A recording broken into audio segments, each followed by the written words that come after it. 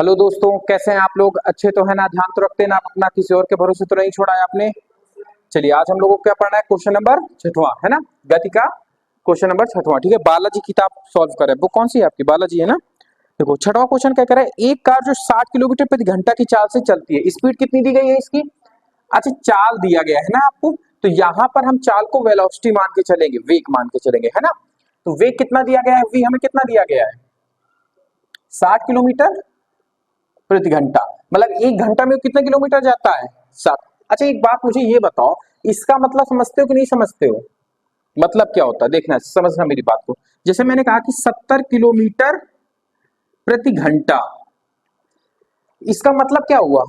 मतलब जो भी वाहन है, जो भी कार है, वो एक घंटे में कितने किलोमीटर तक की दूरी तय करती है? 70 किलोमीटर की दूरी तय करती है। तो ये बात आपको समझ में, जैसे इसने हमसे क्या कहा है, 60 किलोमीटर प्रति घंटा, मतलब एक घंटे में कितना तय कर रही है? 60 किलोमीटर तय कर रही है। कितना कर रही है? 60 किलोमीटर। तो यहां बात तक बात समझ में आई आपको? चलिए, अब फिर इसने क्या कहा है, चल रही है, ब्रेक लगाने पर वह 10 सेकंड में रुक जाती है। अब अच्छा समझना, टाइम उसने कितना दिया है? 10 सेकंड। और एक बात गौर से समझना, ब्रेक लगा रहा है। ब्रेक लगाने का मतलब क्या होगी? उसकी स्पीड जी मतलब कम हुई होगी, एक समय बाद उसकी स्पीड 0 हो चुकी होगी ना, रुकने के बाद। तो प्रारंभिक वेग हमारा कितना होगा? ये 60। प्रारंभिक वेग किससे डिनोट करते हैं हम लोग? यू से। और अंतिम वेग 0 हो चुका है हमारा, 0।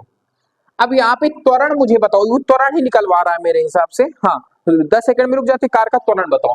ए निकलवा रहा है आपसे। अब ए यहाँ पे पॉजिटिव निकलेगा कि निगेटिव निकलेगा, ये बताओ। क्वेश्चन पढ़ के आपको पता लग जाना चाहिए यहाँ पे। क्यों निगेटिव निकलेगा?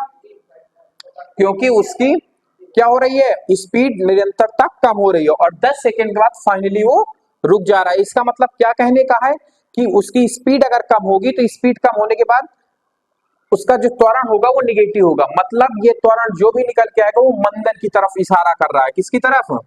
मंदन की तरफ इशारा। मंदन वही होता है ना, ऋणात्मक त्वरण यही होता है ना। इतना आपको समझ में आ गया? चलो, अब अच्छा एक बात बताओ, देखो यहाँ पे नॉर्मल तो हम फॉर्मूला नहीं लगा सकते, इसमें गति के समीकरण लगेंगे। इसमें कौन सा गति का समीकरण लगेगा? ये तीनों सिंबल किसमें होते हैं आपके? 3 समीकरण होते हैं ना हम लोगों के। क्या होता है? v बराबर u plus a t, s बराबर u t plus half a t square, और वी स्क्वायर बराबर u square plus 2a s. यही होता है हम लोगों के पास। अब देखो क्या यहाँ पे डिस्टेंस की बात की गई है, आपकी दूरी की। अब देखो बहुत सारे बच्चे ये कंफ्यूज रहते हैं कि ये तीनों लगाए किसमें, ये तीन में से कौन सा इस क्वेश्चन में लगेगा, ये कंफ्यूजन रहता है आपका। तो आप ये बताओ, क्या इसमें डिस्टेंस की बात किया है कहीं पे? और डिस्टेंस किसके में किसमें है? एस, इसमें भी है और इसमें भी है, तो मतलब ये दोनों तो नहीं लगने से रहे। हमारे पास u है, u इसमें है, v है, v है, t है, और a हमें निकालना, मतलब कौन सा समीकरण लग जाएगा? प्रथम। तो हम क्या लिखेंगे? गति के प्रथम समीकरण से, गति के प्रथम समीकरण से। क्या यहां तक बात समझ में आई? गति का प्रथम समीकरण क्या होता है? v बराबर u प्लस ए टी।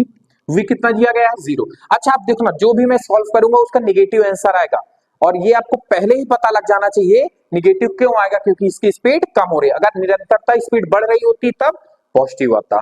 तो हमें बिना सॉल्व किए ही इतना पता है। जैसे आप मान लीजिए इसी प्रकार से कोई छोटा सा क्वेश्चन आ गया आपके उसमें, ठीक है, और विकल्प दिए गए हैं आपको, जो वन लाइनर क्वेश्चन आते हैं ना, वो विकल्पी वाले 4 विकल्प दिए गए। तो पॉजिटिव का जो भी विकल्प होंगे, 2 पॉजिटिव के होते हैं, 2 निगेटिव के होते हैं, तो पॉजिटिव वाले तो वैसे भी हट जाएंगे, निगेटिव के ही रह जाएंगे। तो उन्हीं 2 में आपके पास टाइम नहीं है तो आप तुक्का भी लगा सकते हो, 2 में तो लगा ही सकते हो, है ना।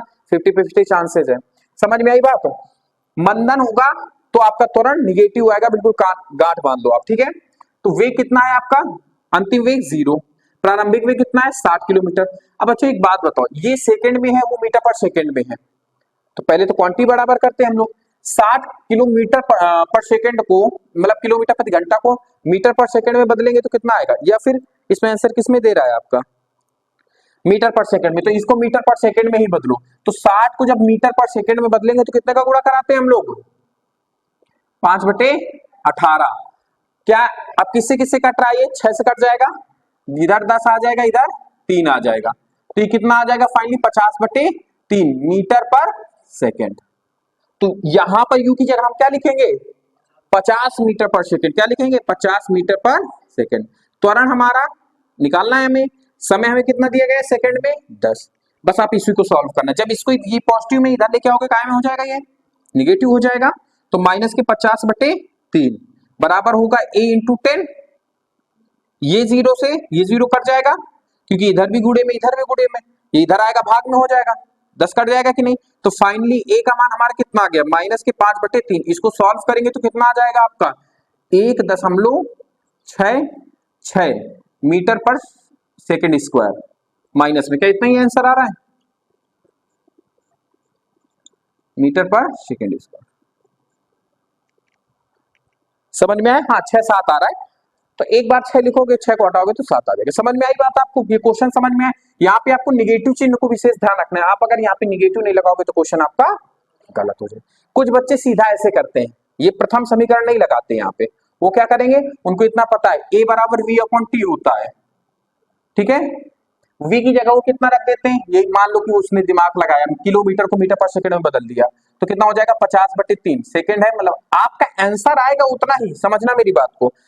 5/3 को जब सॉल्व करोगे तो आपका 1.666 मीटर पर सेकंड स्क्वायर ही आएगा। लेकिन सबसे बड़ी बात यह कि जब आप गति के समीकरण से लगाओगे तो इसमें आपको चिन्ह की भी वैल्यू पता लगेगी ना। देखो ये जब इधर आया था तो माइनस में हुआ था, और ओवरऑल हमारा त्वरण काहे में गया था, माइनस में, मतलब मंदन की ओर इशारा कर रहा था।